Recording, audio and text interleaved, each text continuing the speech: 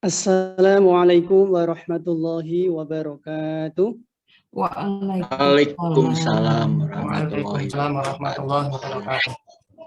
Innal hamdalillah nahmaduhu wa nasta'inuhu wa nastaghfiruh wa na'udzu billahi min shururi anfusina wa min sayyiati a'malina may yahdihillahu fala mudilla lahu wa may yudlil fala hadiya lahu.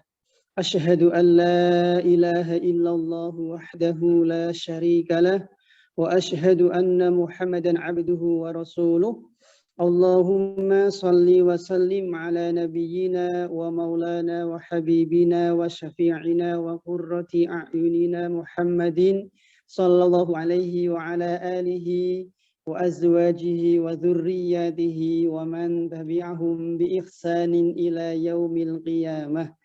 يا أيها الناس اتقوا ربكم الذي خلقكم من نفس واحدة وخلق منها زوجها وبث منهما رجالا كثيرا ونساء واتقوا الله الذي تساءلون به والأرحام إن الله كان عليكم رقيبا.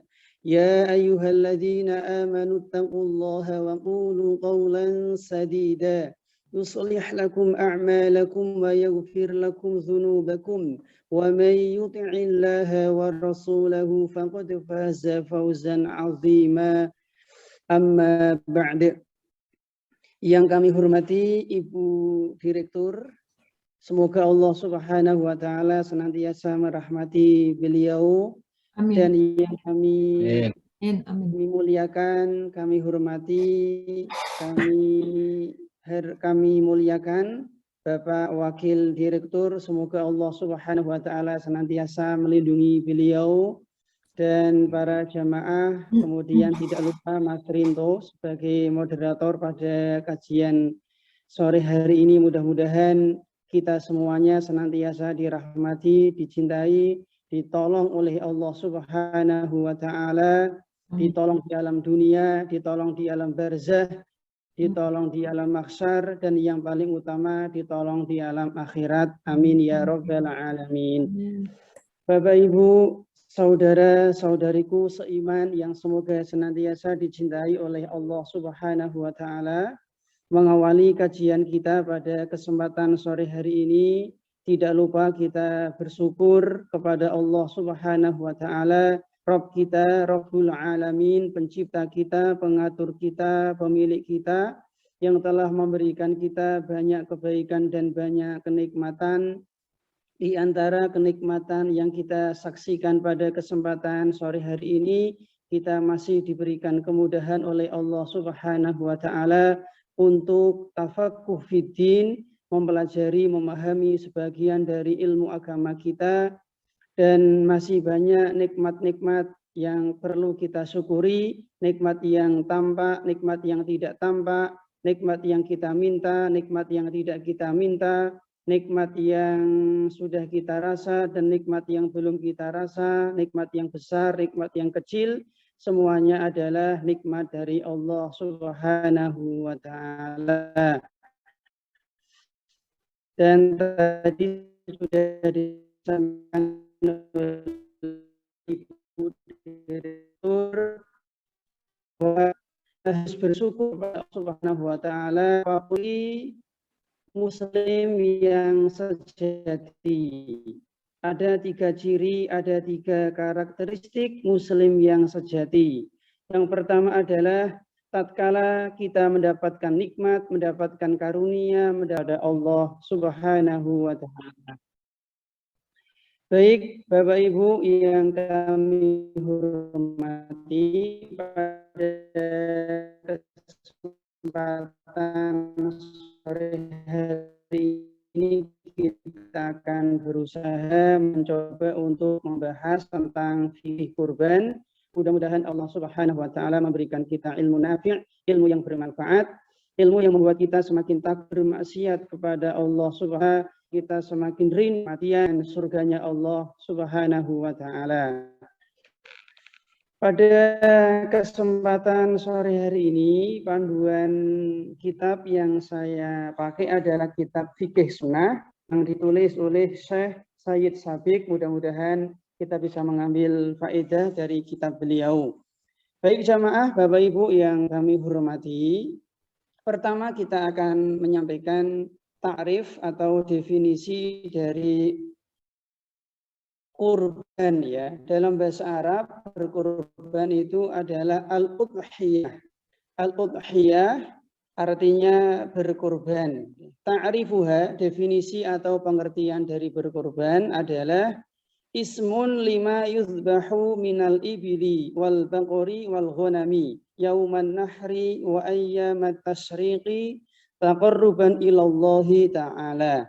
Kata pengarang kitab ini yaitu Sayyid Sabiq rahimahullah ta'ala, definisi kurban adalah aktivitas menyembelih, yaitu menyembelih binatang ternak, bahimatul an'am, yaitu onta, kemudian sapi, kemudian kambing pada hari nahar dan hari-hari tasyrik dalam rangka taqarrub, mendekatkan diri beribadah kepada Allah Subhanahu wa taala. Dalilnya adalah surat Al-Hajj ayat 34.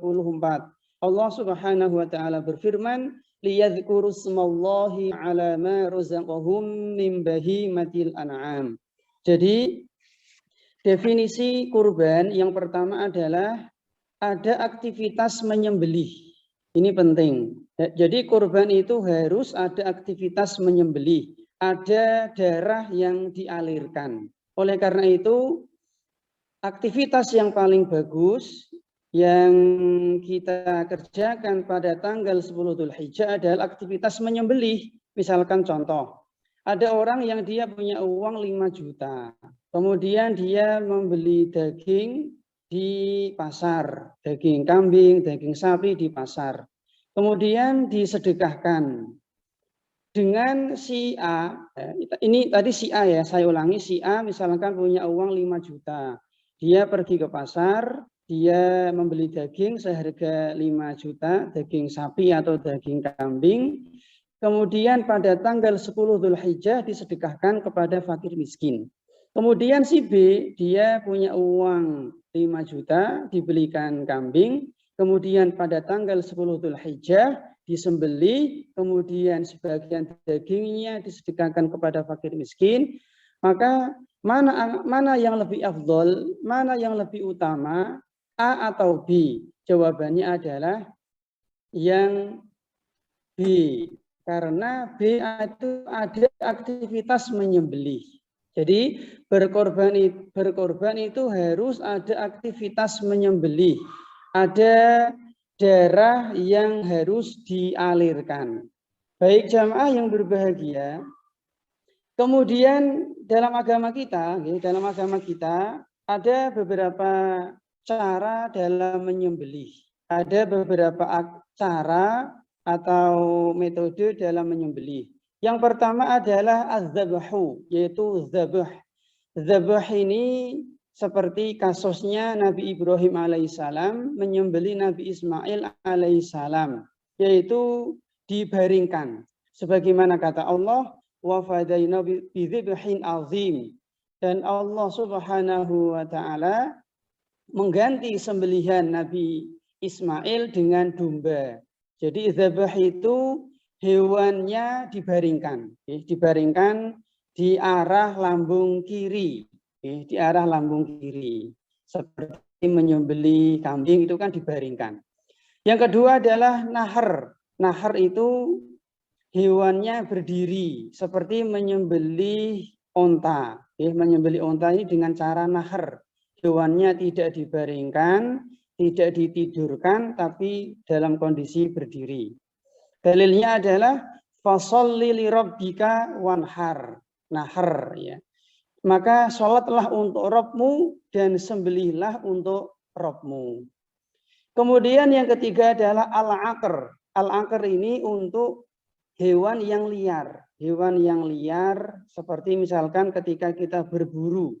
Misalkan kita berburu, kemudian ada kijang, ada kelinci, atau ada rusa, kemudian kita lukai, ya harus ada darah yang mengalir ya sebelum kita dengan menembak, dengan memanah, dengan melempar tombak, atau mungkin dengan melempar pisau. Sebelumnya kita membaca bismillah ya. Misalkan ada rusa, kita bawa panah, kemudian kita mengucap bismillah, kemudian kita panah, terluka, mati, maka rusanya halal. Jadi dia tidak disembelih di leher karena dia liar. Karena dia liar, maka di bagian tubuhnya bebas ya. Yang penting ada aktivitas mengalirkan darah. Tapi kalau ada rusa, ada kambing liar, atau misalkan ada kelinci, kemudian kita lempar pakai sandal, kita lempar pakai batu, ya, kemudian dia luka, kemudian dia mati, maka haram karena tidak ada aktivitas mengalirkan darah, ya, bisa ditembak, bisa dipanah, bisa ditombak, bisa dilempar pisau, sehingga ada aktivitas mengalirkan darah, maka hukumnya halal. Ini untuk hewan yang liar. Yang pertama adalah dzabah, hewannya dibaringkan. Yang kedua nahr, yaitu hewannya berdiri. Yang ketiga adalah al-aqr, yaitu untuk khusus hewan-hewan yang liar. Baik, jamaah yang semoga senantiasa dirahmati oleh Allah Subhanahu wa Ta'ala. Untuk hewan kurban itu hanya dibatasi 3 ya, hanya dibatasi 3, yaitu yang pertama adalah onta, ya, onta dengan segala jenis onta, ya, dengan segala jenis onta, ada onta onta baktria dan lain sebagainya ya. Yang kedua adalah sapi al-baqor, al-baqor dengan segala macam jenis sapi seperti sapi Brahma, sapi Lemosin, ya, sapi Australia, sapi Jawa, sapi Bali, sapi Madura, sapi apalagi Simpo, sapi Simental, dan seterusnya, segala jenis macam sapi.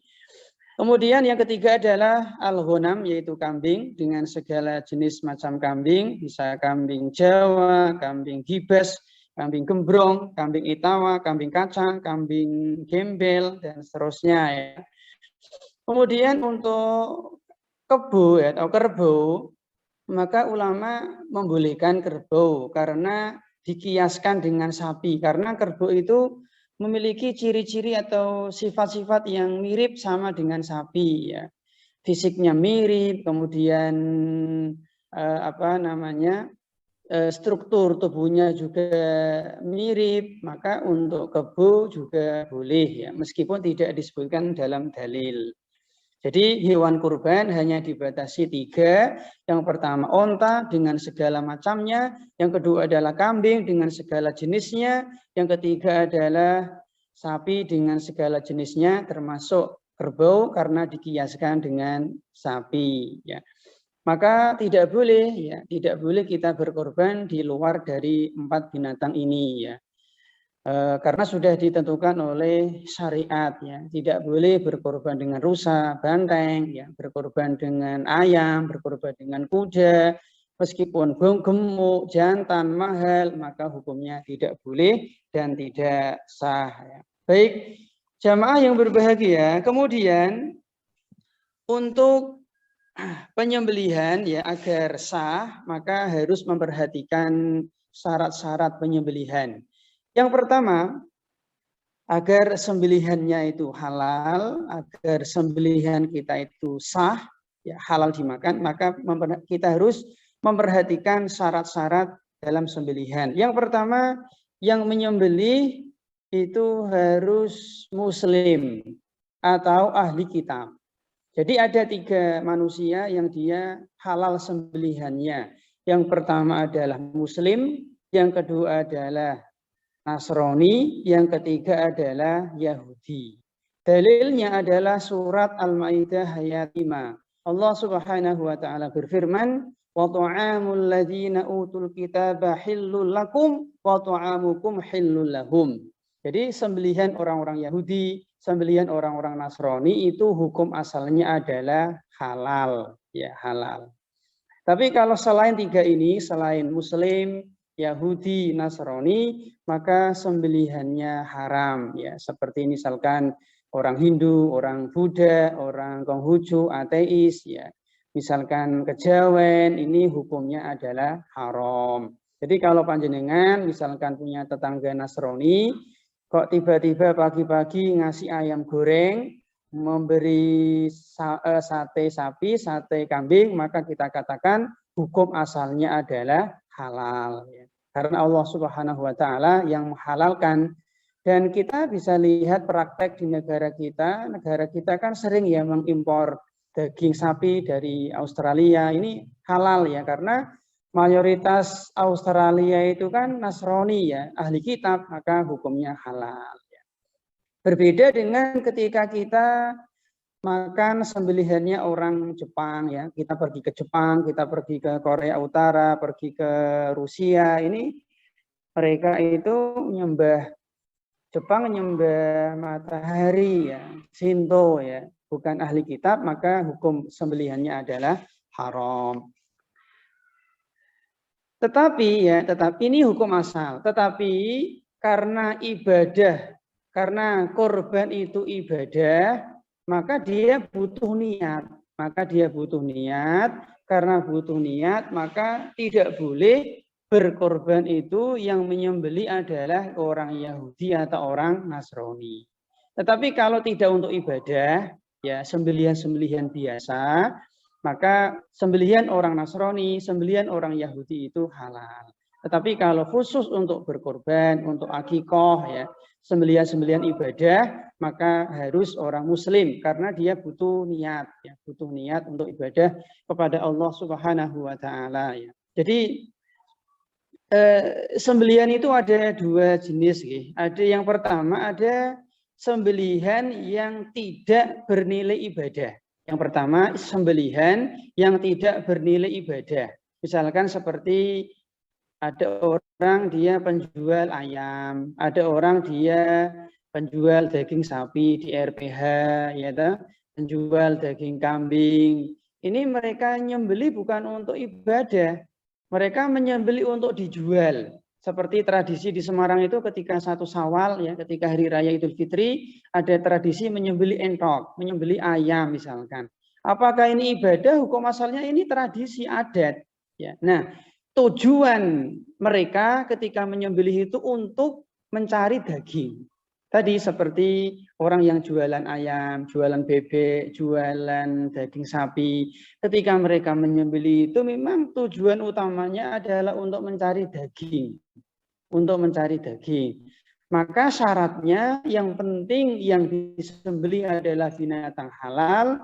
Kemudian tatkala dia menyembelih mengucapkan nama Allah, membaca bismillah, maka insya Allah sembelihannya halal ya. Terus ya untuk acara-acara arisan, acara keluarga, ini sembelihan-sembelihan yang tidak ada ibadahnya, yang tidak bernilai pahala di sisi Allah Subhanahu wa Ta'ala. Yang kedua adalah sembelihan yang ada nilai pahala, sembelihan ibadah. Nah, sembelihan ibadah ini tujuan utamanya adalah untuk mengalirkan darah. Tadi yang pertama adalah sembelihan biasa, sembelihan yang tidak ada nilai pahalanya, itu tujuan utamanya adalah mengambil daging atau bulu. Tetapi kalau sembelihan ibadah, itu tujuan utamanya adalah untuk mengalirkan darah. Beda nggih? Untuk mengalirkan darah. Seperti misalkan berkorban. Berkorban itu tujuan utamanya adalah mengalirkan darah. Bukan untuk mencari daging, bukan. Dan ini bisa kita lihat kasus di masyarakat. Contoh, si A ini dia tidak suka daging kambing. Dia tidak suka daging kambing, kalau makan daging kambing mungkin darah tinggi. Tapi dia tetap berkorban kambing. Kenapa? Karena memang dia itu berkorban bukan untuk mencari daging, tapi untuk beribadah kepada Allah Subhanahu wa Ta'ala dengan cara mengalirkan darah. Makanya tadi sudah kita sampaikan, berkorban itu ibadah menyembelih, ya, mengalirkan darah, ya, mengalirkan darah. Misalkan contoh, ada orang dia tanggal 10 Dzulhijjah dia menyembelih kambing dalam rangka berkorban. Kemudian dagingnya dimakan sendiri, disembelih sendiri, dimasak sendiri. Ada ulama yang membolehkan. Jadi ada orang dia punya kambing, dirawat sendiri, beli sendiri, disembelih sendiri, dagingnya dimakan sendiri satu keluarga, insya Allah hukumnya boleh. Berarti dia sudah beribadah, ibadah kurban, ibadah mengalirkan darah. Tetapi tentunya yang sesuai sunnah adalah dia melakukan kurban dan bersedekah daging kurban. Berarti dia beribadah dua hal, ibadah mengalirkan darah dan ibadah bersedekah daging kurban. Termasuk akikoh. Akikoh itu ibadah, sembelihan ibadah. Misalkan contoh ada orang, istrinya melahirkan, dia punya uang 3 juta. Kemudian tatkala sudah 7 asar, dia membeli daging kambing, kemudian dimasak, kemudian disedekahkan kepada fakir miskin. Pertanyaan, apakah orang ini dia sudah mengadakan akikoh? Jawabannya belum. Karena dia belum melakukan aktivitas penyembelihan. Tapi dia membawa uang 3 juta, dia pergi ke pasar, dia membeli daging kambing, kemudian disedekahkan. Maka dia belum terhitung melakukan akikoh karena belum ada aktivitas menyembelih. Jelas sih? Jadi seperti kurban, seperti membayar dam ketika haji, membayar hadiyu ketika haji, akikoh itu sembelihan sembelihan yang bernilai ibadah, yang bernilai pahala di sisi Allah Subhanahu wa taala. Jadi yang pertama, yang beli harus muslim, ya harus muslim. Tetapi kalau di luar sembelihan ibadah maka boleh orang Nasrani, orang Yahudi menyembelih. Ya.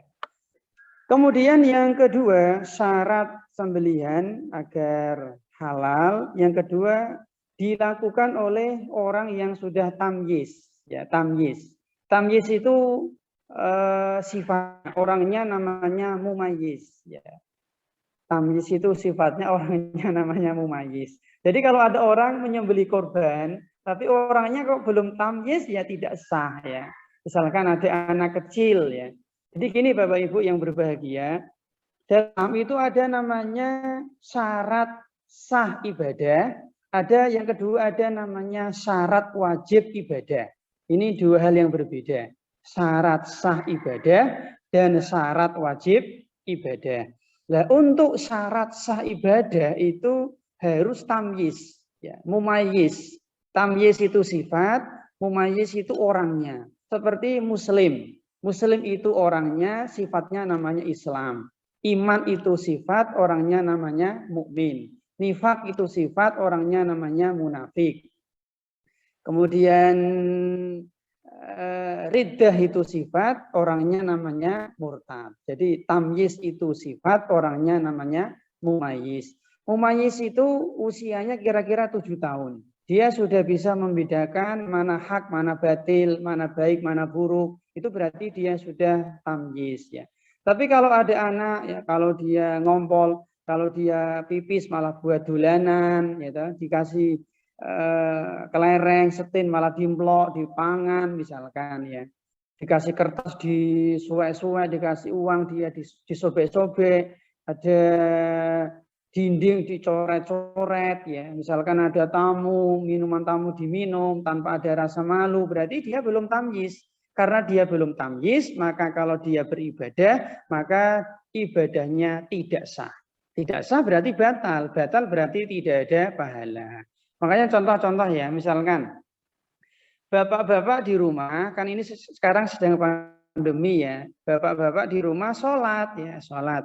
Makmumnya anak panjenengan yang usianya 3 tahun ya, bapak-bapak imam, kemudian makmumnya anak jenengan yang usianya 3 tahun, 4 tahun dan dia belum tamyiz, maka belum dihitung sholat berjamaah. Jelas sih. Karena kenapa? Karena sholatnya anak ini yang belum tamyiz belum sah. Karena dia belum tamyiz, belum sah. Tapi kalau jenengan imam, makmumnya 1, anak jenengan yang usianya tahun 7 tahun tamyiz, atau sholat berjamaah. Jelas sih? Jadi syarat sah ibadah itu adalah tamyiz. Karena tamyiz itu dia sudah punya niat, ya. Dia sudah punya niat. Beda dengan anak kecil. Anak kecil kan dia nggak punya niat, ya. Dia nggak punya niat, maka ibadahnya tidak sah. Yang kedua adalah syarat wajib. Ya. Yang pertama syarat sah, yaitu tamyiz. Yang kedua adalah syarat wajib, yaitu usianya sekitar 15 tahun atau laki-laki sudah mimpi basah. Menyembelih dengan niat untuk tidak dimakan, maka sembelihannya itu haram. Ya. Misalkan menyembelih dalam rangka untuk coba-coba, main-main, untuk ini kalau dokter untuk percobaan, ya, untuk observasi, misalkan, ini ada ulama yang mengatakan hukumnya haram karena dia tidak ada niat untuk menyembelih itu. Kemudian berikutnya adalah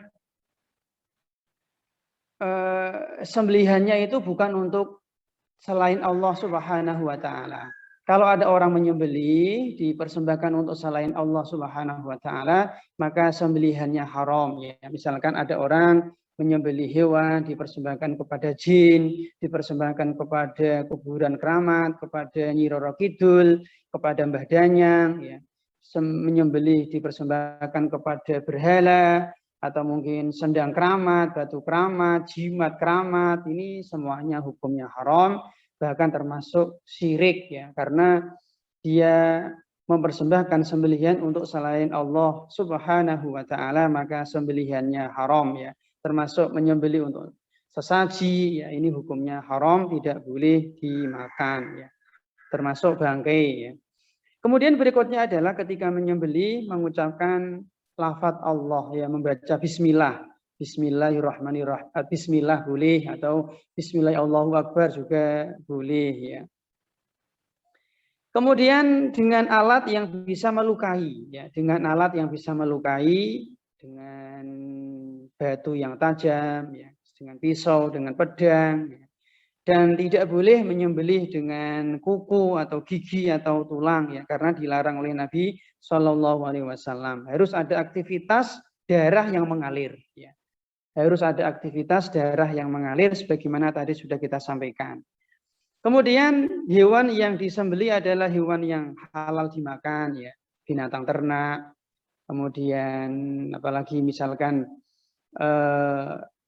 ayam, ya, penrok, rusa, dan lain sebagainya, hewan-hewan darat yang halal dimakan, ya. Karena dalam agama kita itu hewan itu ada dua, ya. Hewan ada dua jenis.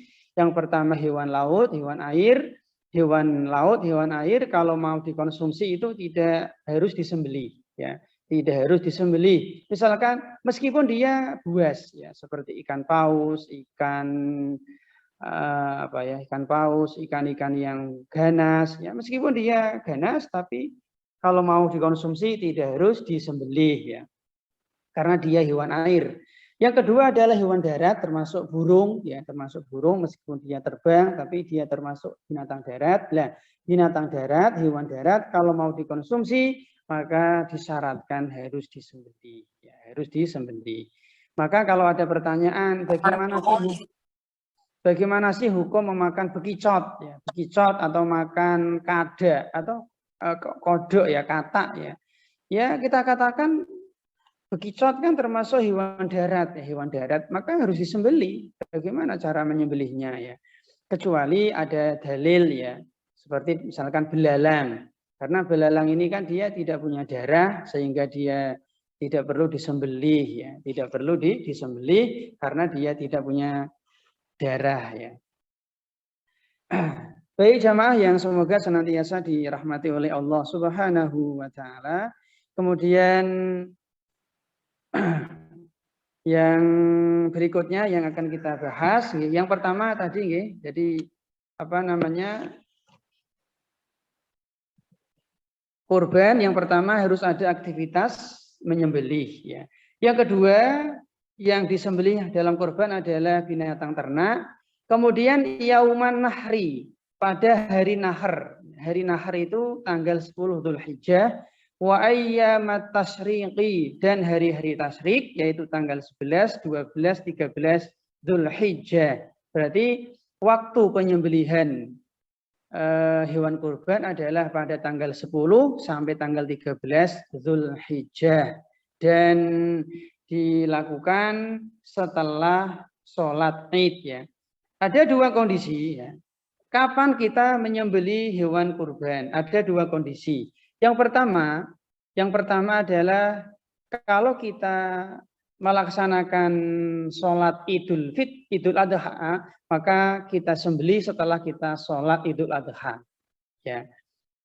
Yang kedua, kalau kita tidak sholat misalkan seperti sekarang ini ya, seperti sekarang ini dan tahun kemarin mungkin kita tidak sholat hari raya ya. Mungkin karena kondisi pandemi, kondisi wabah, kondisi perang, mungkin kondisi tidak memungkinkan sehingga kita tidak bisa sholat. Maka waktunya adalah setelah terbit matahari pagi plus waktu untuk melaksanakan sholat hari raya, sholat Idul Adha dan 2 khutbah. Ya, 2 khutbah. Ya kira-kira 6:30 atau jam 7 ya sudah boleh untuk melakukan penyembelihan. Jelas ya. Jadi bagi orang-orang yang tidak sholat Id, maka menyembelih korbannya dilakukan yaitu ketika matahari sudah terbit plus dia sholat hari raya plus kira-kira waktu untuk melakukan khutbah 2 kali. Ya kira-kira jam 7 lah ya, kira-kira jam 7 ya. Baik jamaah yang semoga senantiasa dirahmati oleh Allah Subhanahu wa taala, karena memang berkorban itu ada 2 cara ya.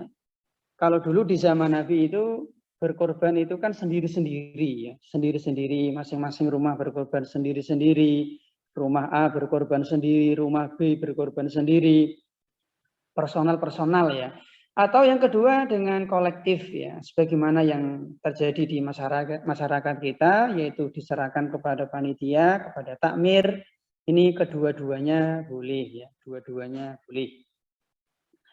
Kemudian dalam rangka untuk mendekatkan diri kepada Allah Subhanahu wa taala. Ini ciri berkorban. Jadi berkorban itu harus ada niat dalam rangka untuk mendekatkan diri, beribadah, mengharap pahala dari Allah Subhanahu wa taala. Kalau ada orang menyembelih sapi atau menyembelih kambing ya pada tanggal 10 Dzulhijjah, tapi niatnya bukan dalam rangka untuk beribadah kepada Allah, maka tidak dihitung berkorban ya. Tapi berkorban itu harus ada niat dalam rangka taqarrub, mengharap pahala, mendekatkan diri kepada Allah Subhanahu wa taala. Ini yang pertama definisi korban. Kemudian yang kedua, masyru'iyatuha. Dalil pensyariatan atau dalil perintah untuk berkorban. Kata penulis, wa qad syarra'a Allahu al-udhiyata bi qoulihi subhanahu wa ta'ala, inna a'tainakal kautsar fasholli li rabbika wanhar. Allah Subhanahu wa taala telah mensyariatkan, telah memerintahkan untuk berkorban. Dalilnya adalah surat Al-Kautsar ayat 2. Fasholli li rabbika wanhar. Maka sholatlah untuk Rabbmu dan sembelilah untuk Rabbmu. Sebagaimana kita sholat hanya untuk Allah Subhanahu wa taala, maka ketika kita berkorban juga hanya untuk Allah Subhanahu wa taala. Karena Allah yang memberi nyawa, Allah yang mengalirkan darah, maka kita tidak boleh menyembelih binatang untuk selain Allah Subhanahu wa taala. Dari ayat ini, jamaah yang semoga senantiasa dirahmati oleh Allah Subhanahu wa taala, ada beberapa faedah dari ayat ini, dari surat Al-Kautsar ayat 2 ini. Yang pertama, para ulama telah menafsirkan yang dimaksud dari fasholli, maka dirikanlah sholat, itu adalah sholat Id, ya, sholat Idul Adha. Ini tafsiran dari sebagian tabi'in seperti Atha, ya, seperti Mujahid, ya, dan ulama-ulama yang lain. Jadi sholat di sini adalah sholat Idul Adha. Nah, sebagaimana sholat Idul Adha itu kita kerjakan setiap tahun, maka wanhar, maka menyembelih korban juga kita kerjakan setiap tahun. Jadi berkorban itu ibadah tahunan. Jadi tak ulangi, sebagaimana sholat id itu kita kerjakan setiap tahun, maka berkorban juga kita kerjakan setiap tahun. Jadi berkorban itu adalah ibadah tahunan. Karena dalam agama kita kan ada ibadah harian, ya, seperti sholat, ibadah harian, zikir pagi petang, ibadah harian, ada ibadah pekanan, mingguan, seperti sholat Jumat, ya, ada ibadah ya pekanan seperti puasa Senin Kemis, ya toh. Ada ibadah bulanan, ya, seperti puasa Yaumul Bid, ya, hari putih, ya, tanggal 13, 14, 15 Dzulhijjah, setiap bulan, ya toh. Ada ibadah tahunan, ya, ibadah tahunan seperti zakat fitri, ibadah tahunan, zakat mal, ibadah tahunan, kemudian puasa Ramadan, ibadah tahunan, haji, ibadah tahunan, termasuk ibadah kurban juga ibadah tahunan. Nah, ada ibadah yang bisa kita kerjakan sekali selama hidup. Jadi selama hidup kita bisa mengerjakan sekali, ya, seperti akikoh, ya, kemudian mungkin sunat, khitan, ya. Sebagian orang mungkin menikah, ini ibadah sekali selama hidup, ya. Adapun untuk berkorban itu ibadah tahunan, ya. Sehingga setiap tahun kita diperintahkan untuk melaksanakan ibadah korban apabila kita mampu, ya. Maka keliru atau salah sebagai pemahaman sebagian masyarakat yang mereka meyakini bahwa korban itu hanya sekali selama hidup. Misalkan contoh, ada satu keluarga, suami istri anaknya 3 misalkan, ya, berarti kan ber5. Maka tahun 2019 yang berkorban bapaknya. Tahun 2020 yang berkorban ibunya. Tahun 2021 yang berkorban anak pertama. Tahun 2022 yang berkorban anak kedua. Tahun 2023 yang berkorban anak ketiga, kemudian selesai. Berarti dia berkorban 5 kali, kemudian selesai. Ini pemahaman yang salah. Ini pemahaman yang keliru. Yang benar adalah berkorban itu ibadah tahunan. Setiap tahun kita disyariatkan untuk berkorban apabila kita memiliki kemampuan. Ya. Baik, jamaah yang semoga senantiasa dirahmati oleh Allah Subhanahu wa Ta'ala. Kemudian hukmuha, hukum berkorban. Di sini dikatakan al-udhiyatu sunnatun muakkadatun. Berkorban itu hukumnya adalah sunnah muakkadah. Jadi wajib itu ada 2, ya. Fardu itu ada 2, fardu ain dan fardu kifayah. Maka sunnah juga ada 2, sunnah muakkadah dan sunnah ghairu muakkadah. Sunnah muakkadah sunnah yang sangat ditekankan, sangat dianjurkan, dan sunnah ghairu muakkadah berarti sunnah yang tidak ditekankan. Adapun berkorban itu hukumnya adalah di sini disampaikan oleh penulis, yaitu sunnatun muakkadatun, sunnah yang sangat ditekankan. Artinya barang siapa yang dia mampu berkorban, kemudian dia tidak berkorban, maka dia tercela, dia dicela dalam agama kita. Baik, jamaah yang semoga senantiasa dirahmati oleh Allah Subhanahu wa Ta'ala. Nah, kecuali bagi orang yang bernazar, bernazar kurban, maka ini hukumnya wajib. Tapi kalau tidak bernazar, maka hukumnya tidak wajib. Ya. Tapi ada ulama Maliki yang mengatakan berkorban itu hukumnya wajib. Ya. Tapi pendapat yang kuat, pendapat yang roji, berkorban itu hukumnya adalah sunnah muakkadah, tidak sampai derajat wajib. Ini menurut jumhur ulama, menurut mayoritas para ulama. Baik, jamaah yang semoga senantiasa dirahmati oleh Allah Subhanahu wa Ta'ala. Nanti kalau kurang jelas bisa ditanyakan. Kemudian syarat hewan kurban. Syarat hewan kurban. Yang pertama adalah umur. Yang pertama umur.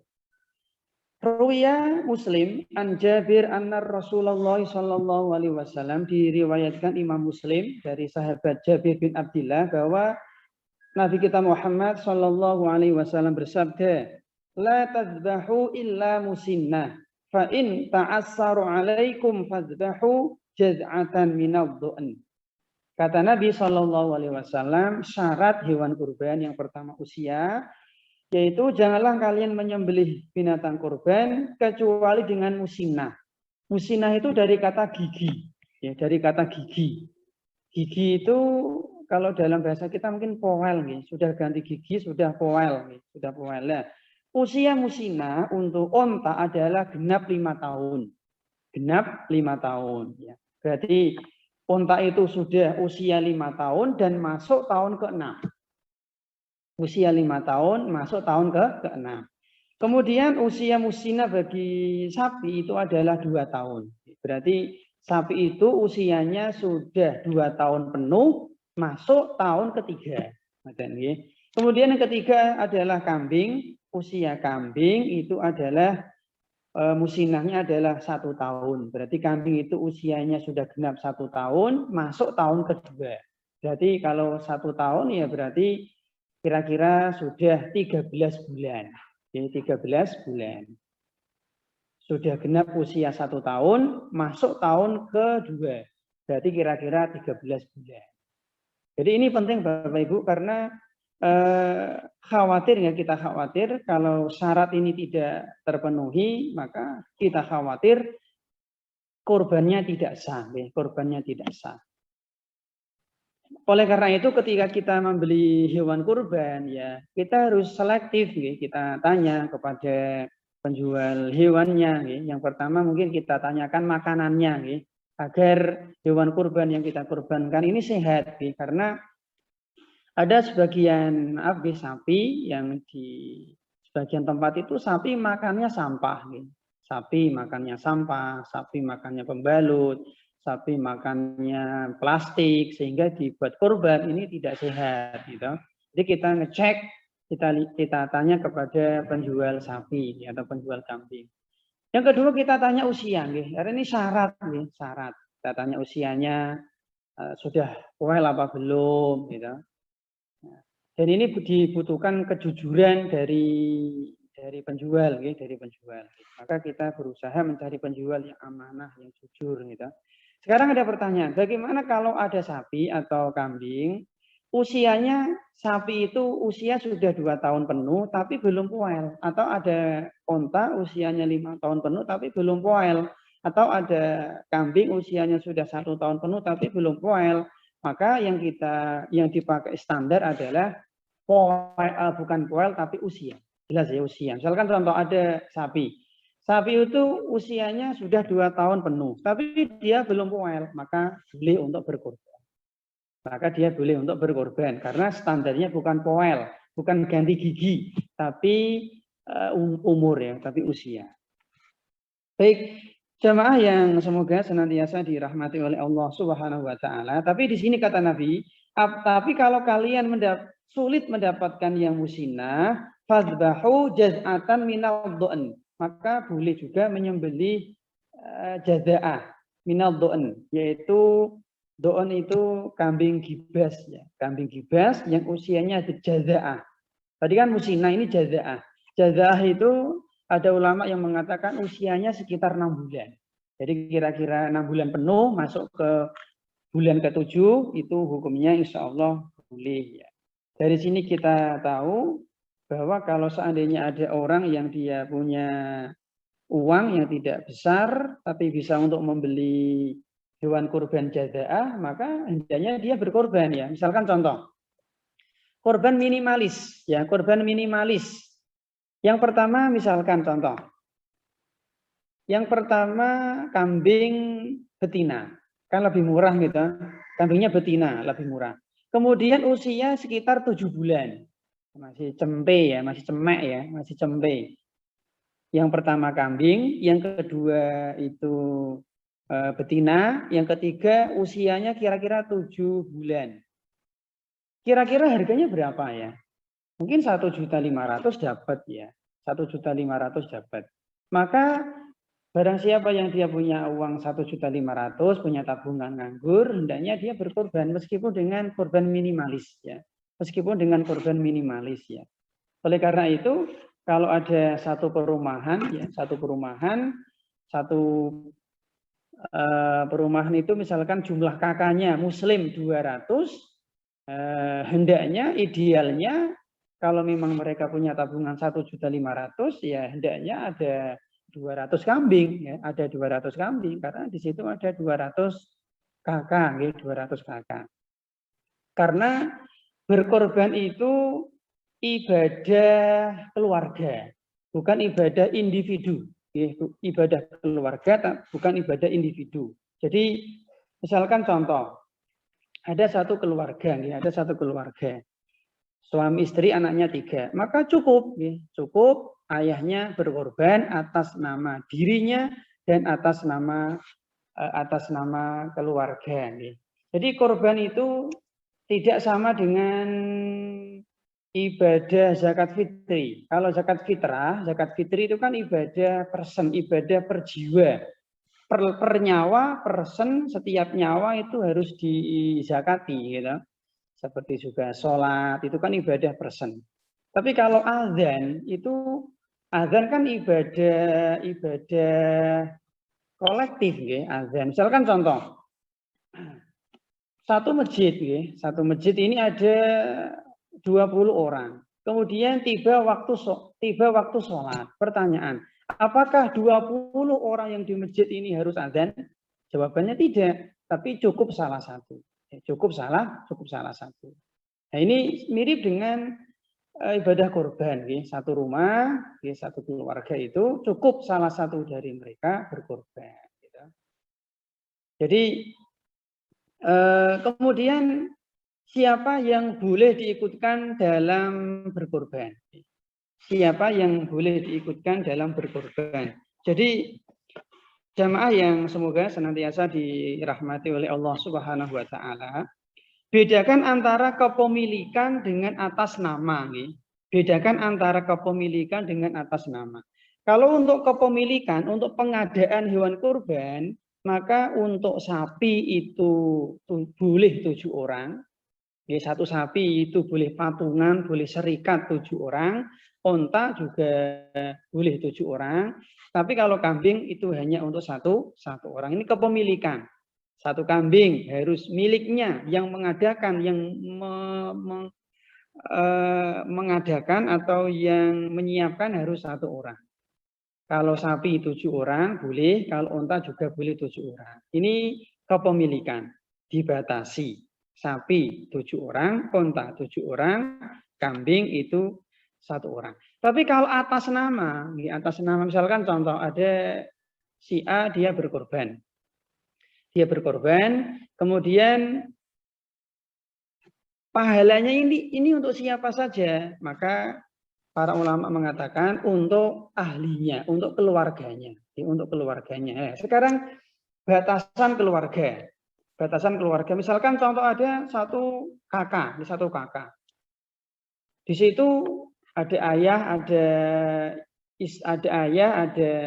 ada suami, ada istri, 3 anak, ada ibunya, ada ayahnya, ada mungkin iparnya di situ. Jelas ya? Jadi satu keluarga, ada suami, ada istri, ada 3 anak, ada ibunya numpang di situ, ayahnya numpang di situ, ada keponakannya numpang di situ misalkan. Kemudian ada pembantunya misalkan di situ. Nah, pertanyaan, siapa sih yang boleh diikutkan dalam atas nama hewan, atas nama ibadah korban ini? Maka Al-Baji, seorang ulama dari mazhab Maliki, beliau memberikan penjelasan yang boleh disertakan dalam atas nama ibadah korban. Syaratnya yang pertama adalah orang yang wajib dinafkahi. Sekarang pertanyaan, tadi kan ada suami, istri, 3 anak, ada pembantu, ada ibunya, ada bapaknya, dan ada keponakannya. Pertanyaan, apakah orang-orang yang ada di dalam rumahnya ini semuanya wajib mereka nafkahi? Itu. Kalau pembantu mungkin tidak. Pembantu mungkin tidak wajib dinafkahi. Mungkin. Kalau anak jelas. Karena dalam agama kita itu hukum asal yang wajib kita nafkahi itu yang pertama adalah karena sebab nasab. Sebab nasab ini ada dua, yaitu yang pertama jalur ke bawah, yaitu anak kita, cucu kita, dan ke bawah, kalau mereka tidak mampu. Yang kedua jalur nasab ke atas, yaitu bapak kita, ibu kita, kakek kita, nenek kita ke atas, kalau mereka tidak mampu. Maka kalau kita punya orang tua kok tidak mampu, maka nafkahnya wajib kita tanggung. Ini sebab nasab gitu. Yang kedua adalah sebab pernikahan, berarti istri. Yang ketiga sebab kepemilikan, yaitu budak. Ada orang dia punya budak, maka budaknya wajib dinafkahi, sandang, papan, pangan, ya. Adapun pembantu kan bukan budak, ya. Bukan budak, maka hukum asalnya pembantu itu nafkahnya bukan kita nafkahi, bukan kewajiban kita, gitu. Nah, termasuk binatang piaraan. Misalkan kita punya kucing, yang kita kandang, ya, kita punya kambing, kita punya sapi, kita punya burung, punya ikan, itu semua nafkahnya yang menanggung adalah kita, karena itu milik kita. Nah, kalau pembantu itu tidak wajib kita nafkahi, maka pembantu tidak boleh diikut sertakan dalam ibadah kurban kita. Jadi yang pertama adalah yang wajib kita nafkahi, yang boleh kita libatkan dalam kurban kita. Yang kedua, kata Al-Baji, ulama dari madhab Maliki, yang kedua adalah ada hubungan nasab. Ada hubungan nasab. Mungkin ibu kita, bapak kita, ya, mungkin adik kita, kakak kita, insya Allah boleh. Kemudian menurut ulama yang bernama Ibnu Habib ditambahkan, yaitu satu atap. Di satu atap. Kalau kita punya anak kita, dia sudah mentas, dia sudah menikah, pisah rumah, pisah keluarga, maka meskipun dia anak kita punya hubungan nasab, tapi karena tidak satu atap, maka tidak boleh kita ikut sertakan dalam ibadah kurban kita. Ini menurut sebagian ulama. Jadi ada 3 syarat. Yang pertama ada hubungan nasab. Yang ketiga, orang-orang itu wajib kita nafkahi, nafkahnya kita tanggung. Yang ketiga adalah satu atap. Baik, jemaah yang semoga senantiasa dirahmati oleh Allah Subhanahu wa Ta'ala. Kemudian yang kedua tadi, yang pertama adalah syarat hewan kurban umurnya, yang kedua adalah tidak boleh cacat, tidak boleh cacat. Ada 4 cacat yang dilarang dalam berkurban. Kata Nabi Shallallahu Alaihi Wasallam, al-arba'atun la tajzi'u fil adhuhi. Ada 4 cacat yang tidak boleh digunakan untuk hewan kurban. Yang pertama adalah al-aura'u al-bayyinu awaruha. Yang pertama adalah buta sebelah atau buta dua-duanya, hukumnya tidak boleh. Buta yang jelas butanya. Buta menurut siapa? Buta menurut manusia, bukan buta menurut kambing, bukan buta menurut sapi, tapi buta menurut manusia. Bagaimana cirinya? Cirinya buta itu kalau matanya itu kita colok apa ya, kita antem gini kok enggak kedep, ya, enggak merem, nah berarti dia mungkin buta. Atau kita senter kok tidak kriip-kriip, tidak gerak-gerak, berarti itu buta, ya kan? Jelas ya. Tapi kalau kita colok, mungkin dia hanya sakit mata sedikit, mungkin katarak sedikit, maka hukumnya sah. Ya, hukumnya sah. Yang kedua adalah al-maridatu al-bayyinu maraduha, yaitu sakit yang jelas sakitnya. Jadi sakit menurut siapa? Sakit menurut manusia, bukan sakit menurut kambing, bukan sakit menurut sapi, bukan sakit menurut onta. Sakit menurut manusia. Karena tentu sapi kan nggak bisa bicara, kami tidak bisa lapor, tidak bisa mengadu dia. Maka sakit menurut pandangan manusia. Artinya gini, kalau setiap orang lihat mengatakan sakit, maka sakit. Jadi menurut uruf, menurut uruf. Ada orang lihat, si A lihat ini loro ini, si B lihat ini loro, si C lihat ini sakit. Ini berarti hampir semua manusia ijma sepakat mengatakan sakit, berarti ini hewannya sakit, maka tidak boleh dipakai untuk kurban.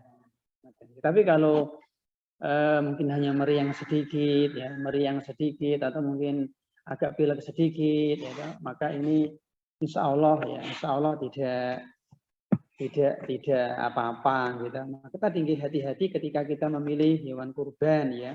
Kita lihat yang sehat, ya, yang tentu kalau kita ingin berkorban yang ideal ya seperti korbannya Nabi, ya. Hewan kurban Nabi itu yang spesial, ya, kata para sahabat, ya.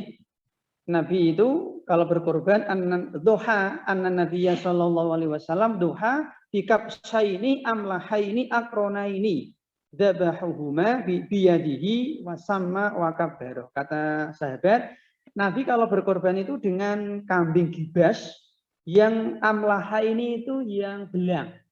Jadi warnanya bukan satu warna, tidak hitam mulus, tidak putih mulus, tidak. Kambing gibas yang besar, jantan, belang, jadi ono putih sithik, ono ireng sithik kan ini mahal. Kemudian akrona ini bertanduk, sehat, gemuk, jantan. Nah ini hewannya Nabi, gitu, Masya Allah. Ya. Dan Nabi itu tidak pernah berkorban berserikat. Jadi Nabi senantiasa berkorban satu nyawa, satu kambing, satu onta, satu sapi, seperti itu. Ya meskipun kita umatnya boleh berkorban dengan berserikat. Ya, makanya kalau ada pertanyaan, lebih utama mana berkorban sapi, onta, atau kambing? Jawabannya adalah kalau satu nyawa, nih, kalau satu nyawa itu lebih utama onta. Nih. Kalau satu nyawa, si A berkorban onta satu penuh. Si B berkorban sapi satu penuh, satu nyawa sendirian. Si C berkorban satu kambing sendirian penuh. Maka yang utama adalah onta, kemudian sapi, kemudian kambing. Tapi kalau berserikat, misalkan berserikat, A berkorban onta 7 orang, B berkorban sapi 7 orang, C berkorban kambing sendirian satu nyawa. Maka kata para ulama lebih afdol, lebih utama kambing. Kenapa? Yang pertama alasannya adalah sesuai dengan sunnah Nabi sebagaimana yang Nabi kerjakan, satu nyawa. Yang kedua adalah kalau satu kambing itu memperbanyak sembelihan, ya, memperbanyak sembelihan.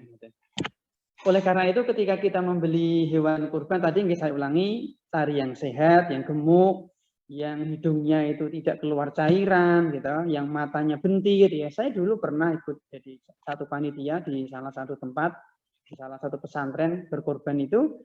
Ketika selesai berkorban di lek-lek itu jeruannya itu banyak ini Pak, banyak singgat, ya, banyak singgat. Ini kan tidak sehat. Maka hati-hati, ya.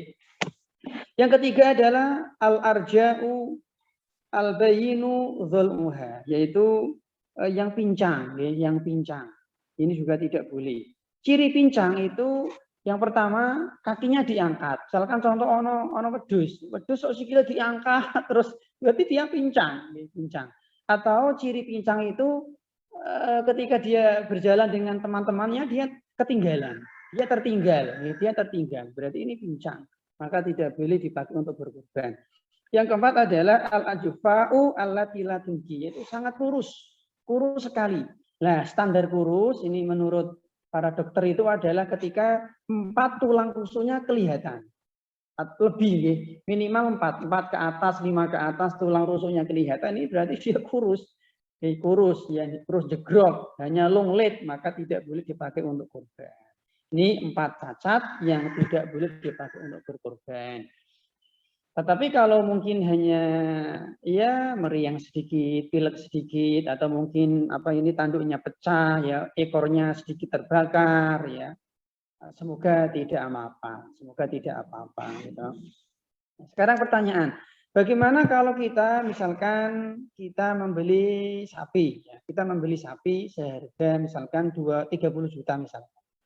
Kita membeli sapi A kita beli dari pasar misalkan untuk berkorban. Ketika hari H diantar. Kemudian ketika menurunkan sapi dari truk atau dari mobil, ternyata kakinya tersandung kemudian pincang. Apakah ini boleh? Maka jawabannya boleh. Kenapa? Karena dia sudah ditakyin. Jadi gini Bapak Ibu, hewan kurban itu ada 2 nih. Yang pertama hewan kurban yang belum ditakyin. Takyin itu Takyin itu sudah dipastikan, sudah diikrarkan. Sudah diikrarkan, sudah dipastikan, sudah diniatkan untuk dikorbankan. Yang pertama ini hewan kurban yang sudah ditakyin. Nah, hewan kurban yang sudah ditakyin itu tidak boleh dijual, tidak boleh dipakai membajak sawah, tidak boleh diambil bulunya, tidak boleh diganti, tidak boleh. Contoh-contoh. Saya misalkan punya sapi 5. A, B, C, D, E. Kemudian saya bilang sama keluarga saya, sapi yang D itu nanti mau tak pakai korban. Jelas ya?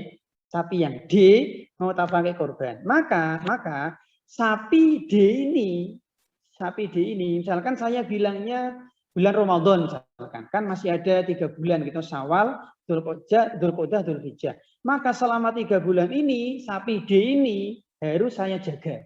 Tidak boleh tak pakai untuk membajak sawah. Tidak boleh saya pekerjakan. Tidak boleh saya jual. Tidak boleh saya hadiahkan, tidak boleh. Karena sudah saya takyin. Jelas ya? Tapi kalau sapi A, B, C, dan E, boleh tak pakai membajak sawah, tak hadiahkan, tak jual, nggak apa-apa. Itu takyin. Nah, sapi yang sudah di contoh-contoh tadi D, saya takyin, saya ikrarkan untuk korban. Ternyata ketika hari H, qadarullah sapi D ini saya itu tarung, gundangan ya, sundangan tarung sama sapi A. Ternyata misalkan pincang, maka tetap nggak masalah. Berkorban dengan D nggak masalah. Kenapa? Karena sudah saya takyin. Jelas ya? Berarti dia pincangnya setelah saya takyin. Sama tadi ada sapi, kita beli dari pasar, diturunkan dari truk, kemudian dia pincang. Nah ini nggak apa-apa karena dia sudah kita takyin. Nah kecuali pincangnya gara-gara keteledoran kita, maka kita ganti. Tapi kalau pincangnya, sakitnya bukan karena kesalahan kita, bukan karena keteledoran kita, maka kita tidak wajib ganti. Jelas ya? Yang pertama kita takyin, yang kedua korban yang belum kita takyin, maka ya bebas sih, maka hukumnya bebas. Baik, yang terakhir sebelum kita buka sesi tanya jawab, yang terakhir adalah tuzi'u lahmil udhiyah, yaitu cara membagi daging kurban. Yang pertama kata Nabi Sallallahu Alaihi Wasallam, qulu qala Rasulullah Sallallahu Alaihi Wasallam, qulu wa at'imu wadakhiru. Kata Nabi, hewan kurban itu dagingnya dibagi menjadi 3. Sepertiga dimakan sendiri, sepertiga disedekahkan, dan sepertiga dihadiahkan. Jelas ya? Sepertiga dimakan sendiri, sepertiga dihadiahkan, sepertiga disedekahkan. Hadiah itu biasanya untuk orang-orang yang kaya. Mungkin kita punya tetangga kaya raya, kita beri hadiah. Dia sebenarnya tidak butuh daging, tapi kita beri hadiah. Hukumnya boleh. Atau kita hadiahkan kepada orang non-muslim, maka nggak apa-apa. Maka hewan kurban itu boleh untuk orang Nasrani, diberikan kepada orang Yahudi, diberikan kepada orang kafir, hukumnya boleh. Tapi selama dia tidak memerangi kaum muslimin. Ya, jelas ya. Orang-orang Hindu, orang-orang Buddha, apalagi kalau kita punya niat agar mereka cinta Islam, masuk Islam, ini bagus, ini boleh. Beda dengan zakat, kalau zakat itu harus kita berikan kepada orang yang Muslim. Jadi sunahnya kita makan, sunahnya kita makan. Makanya kalau ada pertanyaan, bagaimana sih kita berkorban di luar negeri? Kita orang Semarang, orang Indonesia berkorban di Palestina, berkorban di Papua, berkorban di Aceh, berkorban di tempat yang jauh yang sedang kena bencana alam misalkan. Jawabannya boleh-boleh saja, tetapi kita kehilangan sunnah. Kita kehilangan sunnah. Yang pertama sunnah menyembelih. Misalkan contoh kita orang Semarang, orang Indonesia. Kemudian kita berkorban di Palestina. Yang pertama kita nggak bisa menyembelih sendiri. Padahal yang sunnah itu kita menyembelih sendiri kalau mampu tentunya. Jelas ya. Yang kedua adalah sunnah kedua yang bilang adalah kita tidak bisa melihat. Tidak bisa melihat hewan sembelihan kita. Jadi kalau kita nggak bisa menyembelih, kita menyaksikan, kita melihat hewan kurban ketika hewan kurban kita ketika disembelih. Nah, yang ketiga kita kehilangan memakan sebagian hewan kurban kita. Jadi sunnahnya itu kita merasakan, mencicipi, ikut makan hewan sembelihan korban kita. Makanya nyuwun sewu, kalau panjenengan misalkan kok tidak suka dengan daging kambing, ya jangan berkorban kambing. Ya jenengan berkorban sapi. Jelas sih. Ada orang dia tidak suka kambing, tapi dia berkorban kambing, kemudian dia minta kepada panitia. Nah, ini minta kepada panitia ya boleh-boleh saja, tapi jangan dijadikan syarat. Saya mau korban kambing Mas, tapi syaratnya nanti harus diijoli, harus diganti dengan daging sapi karena aku tidak suka kambing. Nah, ini tidak boleh. Tapi kalau sekedar minta maka hukumnya boleh. Tapi kalau dijadikan syarat maka hukumnya tidak boleh. Ya mungkin demikian karena waktu sudah hampir jam 5 yang bisa kita sampaikan. Monggo ada waktu sedikit. Kalau ada yang kurang jelas boleh ditanyakan. Alhamdulillah. Insyaallah Ustaz, terima kasih atas penjelasan dan ilmu yang disampaikan. Baik kepada Bapak dan Ibu, barangkali ada yang ingin ditanyakan, bisa langsung disampaikan kepada beliau. Kami persilakan. Saya Mas Rinto. Silakan Ibu, monggo Ibu. Ustaz, luar biasa. Ini saya menyimak dengan baik karena ini tadi utamanya pada saat disampaikan bahwa kita menyembelih binatang kurban, ya kan? Itu di gambaran kita kan tadinya begini, misalnya menyembelih biar nanti maksudnya biar bisa dibagi lebih banyak, maka kita tidak usah mendapatkan bagian gitu kan, merasanya begitu. Ternyata kita disunahkan untuk juga ikut merasakan. Nah ini apakah ini menjadi satu menjadi bisa dikatakan bahwa dalam kurban itu ini merupakan sebuah kebersamaan gitu Ustaz. Kebersamaan bahwa ya kita gimana dirasakan, padahal tadinya kan kita berkorban maksudnya misalnya sudah biar untuk misalnya ini katakanlah ini untuk anak-anak yatim misalnya, biar lebih banyak dia gitu, maka kita tidak mengambil gitu malah kurang bagus ya Tat ya. Iya Ibu, leres Ibu. Oh ya. Leres Ibu. Ya berarti kan ini kalau menurut saya kan ini kan ada nilai nilai kebersamaan bahwa ya saling ini untuk saling keterikatan ikatan tali silaturahim gitu ya Tat nggih. Iya leres Ibu. Nggih, matur nuwun. Jadi leres nggih ngendikane Ibu bahwa berkorban itu ibadah sosial nih. Jadi ibadah kan ada dua nih, ada ibadah yang pribadi, ibadah yang manfaatnya itu hanya untuk pribadi seperti sholat, puasa, baca Quran, zikir. Ini ibadah-ibadah yang manfaatnya hanya untuk pelaku pribadi. Tapi ada ibadah-ibadah sosial, ibadah-ibadah yang manfaatnya, maslahatnya, kebaikannya itu bisa kembali kepada pelaku dan orang lain. Seperti akikah, kurban, kemudian azan, berbakti kepada kedua orang tua, zakat, infak, sedekah, wakaf. Ini ibadah-ibadah sosial yang manfaatnya tidak hanya dirasakan pelaku, tetapi dirasakan oleh orang lain. Bahkan korban itu bisa tadi diberikan kepada orang-orang non-muslim. Betul Ibu.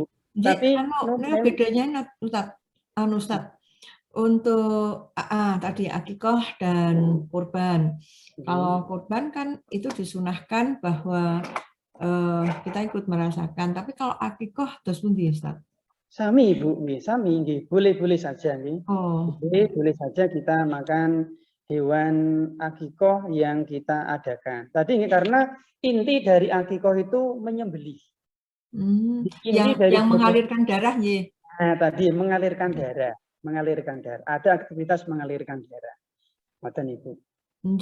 Terus nanti itu satu lagi mengenai tadi sholat, saya itu kan punya cucunya itu ada yang belum balik ya, tapi dia sudah tamyiz, dia sudah misalnya hafalannya sudah bagus dan sebagainya. Nah, dengan teman sebaya misalnya dia belum balik, nah teman sebaya dia itu diminta menjadi diminta menjadi imam.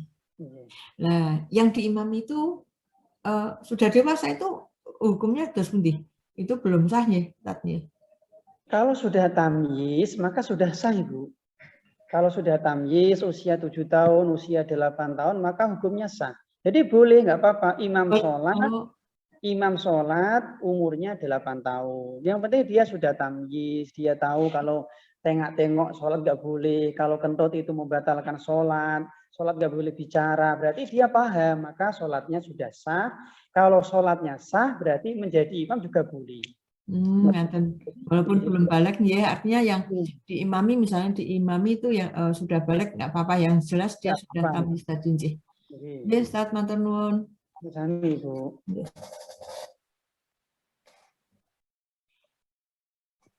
Monggo yang lain kalau ada pertanyaan, masih ada waktu sebentar, mungkin kurang 2 menit. Saya Mas Rindo. Monggo, Pak Gun, kami persilakan. Assalamualaikum Ustaz Ahmad Turim. Waalaikumsalam warahmatullahi wabarakatuh. Monggo. Saya izin bertanya Ustaz, kalau dari sisi panitia Ustaz, kalau dari sisi panitia itu kan ada banyak kulit sama kepala itu Ustaz. Nah itu ada juga yang dijual, kemudian uangnya itu ada yang dimasukkan misalnya kas masjid, itu ada yang seperti itu. Kemudian ada yang bingung itu nanti diapakan, karena kulit itu dan kepala kan juga ada yang misalnya tidak mau dan sebagainya, itu bagaimana ditanya saya? Matur, Assalamualaikum warahmatullahi wabarakatuh. Waalaikumsalam warahmatullahi wabarakatuh. Di sini di dalam kitab ini disampaikan dari sahabat Abu Hurairah radhiyallahu anhu, Nabi SAW bersabda, "Man ba'a jilda udhiyatihi fala udhiyata lahu." Barang siapa yang dia menjual kulit atau menjual daging atau menjual kepala hewan kurbannya, maka tidak ada kurban baginya. Jadi saya khawatir kalau kulit atau kepala atau sebagian daging hewan kurban itu dijual, saya khawatir kurbannya tidak sah. Tidak sah. Khawatir saya tidak sah. Maka jangan sampai dijual. Kemudian memang tidak boleh. Jadi gini Bapak Ibu yang berbahagia. Panitia itu kan statusnya sebagai wakil dia. Dia sebagai wakil dari sahibul kurban. Ada orang yang mau berkorban, tidak mampu menyembelih, tidak mampu ngurus, tidak mampu ngelek-ngelek. Akhirnya dia mewakilkan kepada panitia. Jadi panitia itu wakil. Nah, wakil itu statusnya seperti pengkurban.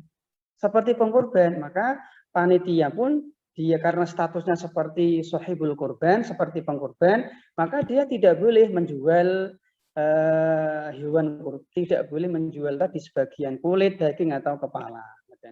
Kemudian kalau untuk menjual kulit atau menjual kepala sapi atau kambing dalam rangka untuk disedekahkan, nah ini ada ulama yang membolehkan. Di dalam kitab fikih sunnah itu ada ulama yang membolehkan, yaitu dalam madhab Hanafi dan madhab Hambali. Di sini disampaikan Hanafi itu membolehkan. Jadi ada kulit atau ada kulit atau ada kepala sapi, kemudian dijual, kemudian disedekahkan ke masjid. Ini ada ulama yang membolehkan memang. Tapi kalau dijual kemudian dinikmati oleh panitia, maka ini hukumnya haram, maka jangan, khawatir kurbannya tidak sah. Ya, Ustaz. Monggo Pak. Monggo barangkali ada Pak Nuryanis. Persilakan. Ya. Assalamualaikum Pak Ustadz. Ini untuk menguatkan dari Pak Ustadz Gunawan tadi, Pak Ustadz. Jadi kalau misalnya begini sebagai panitia itu memberikan salah satu alternatif bagi pengkorban yang menitipkan hewan korban di tempat kami, maka ada tambahan biaya, misalnya kambing 100.000 untuk perawatan dan penyembelihan. Ya, terus kemudian daging, kepala semua diberikan. Itu bagaimana Pak Ustadz? Saya mohon tanggapannya. Sebagaimana yang sudah terjadi di tengah-tengah masyarakat kita, ketika ada orang berkorban sapi atau berkorban kambing, itu mereka memberikan dana tambahan. Dana tambahan ini untuk biasanya kan tergantung panitia, gitu, tergantung panitia. Jadi ngeten Bapak Ibu, panitia itu kan dia wakil, gitu, dan wakil itu boleh diupah, boleh dibayar, boleh. Gitu. Dia sudah melaksanakan kerja, dia sudah beramal, dia sudah meluangkan waktu, tenaga dan sebagainya. Maka wakil itu sebenarnya boleh diupah. Tetapi upahnya, gajinya atau imbalannya itu termasuk jagal itu tidak boleh diambilkan dari hewan kurban. Ini jenengan yang jagal, yang nyembeli tak kasih upah kepala, tidak boleh. Jenengan ketua panitia tak kasih upah, tak kasih imbalan daging setengah kilo, tidak boleh. Tidak boleh. Tapi kalau upahnya diambilkan dari selain daging kurban, selain hewan kurban, maka hukumnya boleh dan bagus, ya, dan bagus. Mungkin tadi ada orang yang kurban sapi, kemudian dia iuran, nambah iuran 100.000, ada orang berkorban kambing, dia memberi iuran 100.000 untuk membeli perlengkapan dan seterusnya, atau untuk membayar jagal, maka hukumnya boleh. Betul Bapak, hukumnya boleh. Oke, terima kasih Pak Ustadz. Nyambung Ustadz, sekedap nyambung ini tadi.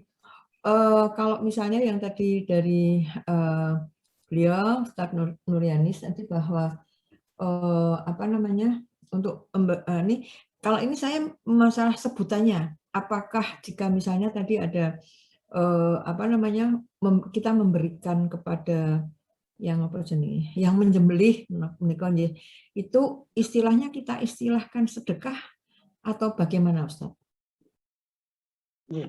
Untuk orang yang menyembelih atau jagal, boleh kita beri sedekah, boleh kita beri upah, boleh kita beri hadiah, asalkan diambilkan bukan dari binatang kurban, dari uang tersendiri. Ya, ya.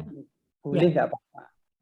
Nah, istilah sedekah yang penting hewan kurban kita itu tidak boleh dijadikan sebagai upah. Ya, kadang-kadang itu kan gini, kalau sedekah itu kan boleh saja kita memberikan sedekah pada orang yang mampu, misalnya tadi Ustadz menyampaikan ya, itu boleh. Tapi kadang-kadang di masyarakat itu kan menganggap bahwa sedekah itu untuk orang yang tidak mampu dari orang yang mampu, itu kan itu pendapat itu kan kurang pas barangkali ya Ustadz nih. Ngeten Ibu, kalau untuk sedekah nih, sedekah itu dia lebih luas daripada infak. Kan ada infak, ada sedekah nih. Kalau infak itu khusus untuk harta, materi itu infak. Saya berinfak dengan uang, itu materi harta. Tapi kalau sedekah itu lebih luas daripada infak. Contoh, saya bersedekah dengan senyum, kan boleh. Kan kata Nabi kan sedekah itu bagian, senyum bagian dari sedekah. Nahi mungkar itu juga sedekah. Dzikir itu juga sedekah. Ada anak-anak ramai di masjid, kita ingatkan itu juga sedekah. Ada orang tanya, Pak, rumahnya Pak RT mana? Oh, ke kanan Mas, ke kiri. Itu juga sedekah. Jadi sedekah itu kullu ma'rufin shadaqah. Setiap kebaikan itu sedekah. Jadi sedekah itu tidak hanya harta, tidak hanya materi. Nah, sedekah itu bisa diberikan biasanya kalau masalah materi itu biasanya diberikan kepada orang-orang yang miskin. Tapi kalau hadiah berupa harta itu biasanya diberikan kepada orang-orang yang kaya. Betul nih? Ustaz.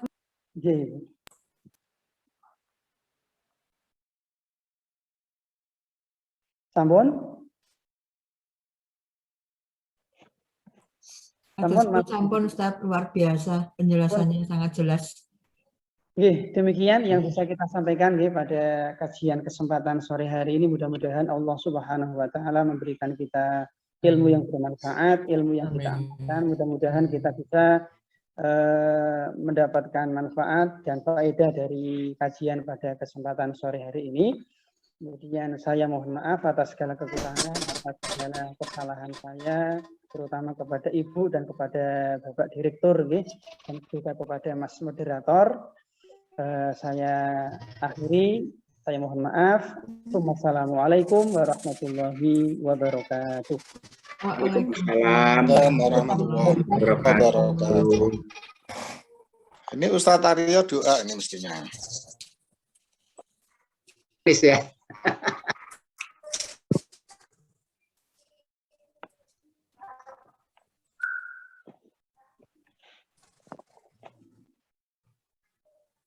Mas Rinto, sinyal mungkin. Mohon doa, Ustaz. Doa nggih. Nggih. Pak Ustadz, nanti dipakai Pak Aryo nanti kalau enggak. Baik, kita nggih bermunajat kepada Allah Subhanahu wa taala, mudah-mudahan hajat kita dikabulkan oleh Allah Subhanahu wa taala. Amin. Amin. Bapak dan Ibu atas Menolong keluarganya. Terima kasih. kita doakan semoga Semarang aman, Jawa Tengah aman, Indonesia aman, menjadi negara yang baik, negara yang bebas dari penyakit. Mudah-mudahan Allah segera mengangkat wabah virus corona sehingga kita beraktivitas dengan baik. A'udzubillahi minasyaitonirrajim. Bismillahirrahmanirrahim. Allahumma shalli wa sallim ala Muhammad wa ala ali Muhammad kama shallaita ala Ibrahim wa ala ali Ibrahim innaka Hamidum Majid. Allahumma ighfir lil muslimina wal muslimat wal mu'minina wal mu'minat. Allahumma dafa' 'anil ghala'a wal waba'a wal bala'a wal munkar wal corona wal munkar wal fuhsha wal munkar innaka ala kulli syai'in qadir. Allahumma hdina fi man hadait wa 'afina fi man 'afait wa tawallana baik wa barik lana fi ma a'tait wa qina bi rahmatika syarra Rabbana ighfir lana wal ikhwanina alladhina sabaquna bil iman wa la taj'al fi qulubina ghillan lil ladzina amanu rabbana innaka ra'ufur rahim. Rabbana minna innaka antas samiul alim wa tub 'alaina innaka antat tawwabur rahim. Rabbana atina fid dunya hasanah wa fil akhirati hasanah wa qina adzabannar. Alhamdulillah Rabbil alamin. Amin. Kita akhiri sarang-sarang dengan doa penutup majelis. Subhanakallahumma wa bihamdika asyhadu an la ilaha illa anta astaghfiruka wa atubu ilaik. Sebagai moderator. Terima kasih Ustadz. Terima kasih Bapak dan Ibu atas rawuhnya. Ustadz matur nuwun sangat. Manfaat yang diberikan kepada kami, ya semoga kita menjadi mendapatkan pahala dari Allah Subhanahu wa taala atas semua ikhtiar kita bersama, berdoa bersama, saling sharing. Matur nuwun sangat Ustaz. Assalamualaikum warahmatullahi wabarakatuh. Waalaikumsalam warahmatullahi wabarakatuh. Monggo Bapak Ibu, acara sudah selesai, dipersilakan boleh meninggalkan Zoom live untuk persiapan sholat maghrib barangkali sebentar lagi. Matur nuwun. Mas Rinto. Nggih Bu, matur nuwun.